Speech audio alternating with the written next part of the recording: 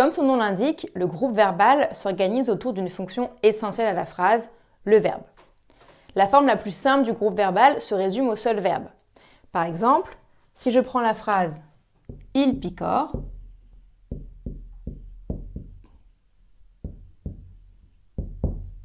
picore est le verbe et il, le sujet.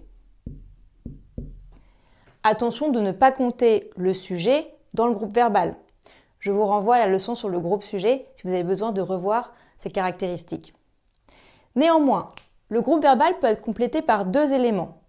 Les compléments d'objet, COD, COI, et les attributs. Dans ce module, nous verrons uniquement les compléments d'objet. La question des attributs étant plus complexe, nous l'étudierons dans un autre module. Alors, COD, COI. Commençons par expliquer les deux premières lettres. C pour complément. Car le complément vient compléter le verbe. Et O pour objet. C'est-à-dire la chose qui complète la signification du verbe. Si je reprends mon exemple tout à l'heure, il picore. Et que je le complète par un complément d'objet, des graines.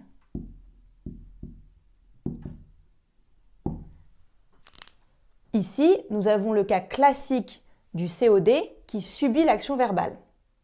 Mais il existe de nombreux cas où le verbe n'exprime pas une action subie par un objet. Par exemple, si je dis « les oiseaux attendent ma venue ». C'est pourquoi, comme pour le sujet, nous éviterons toute définition sémantique pour retenir une définition syntaxique avec 3 critères d'identification. 2 critères syntaxiques et 1 critère sémantique. Premier critère, le complément d'objet dépend du verbe. Deuxième critère, le complément d'objet est placé après le verbe. Il peut être placé avant s'il est repris sous forme de pronom. Et troisième critère, il ne peut pas être supprimé sans changer le sens de la phrase. C'est bien le cas ici, il picore des graines. Des graines dépend du verbe picore. Il est placé après le verbe, mais il pourrait être placé avant si je le remplaçais par un pronom. Par exemple, il les picore, les reprenant des graines.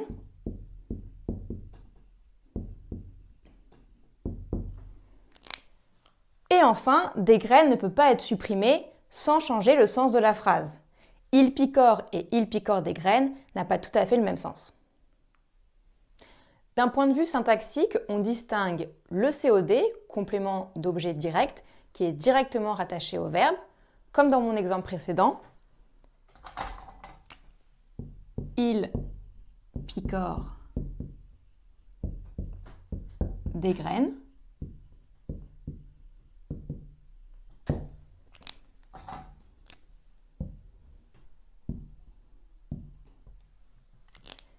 Et le COI, complément d'objet indirect, qui est séparé du verbe par une préposition, généralement à ou de.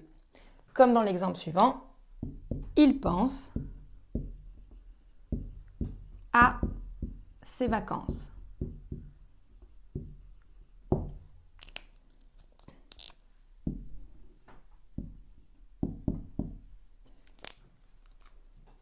Voilà, c'est tout pour le groupe verbal. Vous pouvez retrouver le cours écrit juste en dessous de la vidéo comme d'habitude. Et sinon, on se retrouve pour la mise en pratique.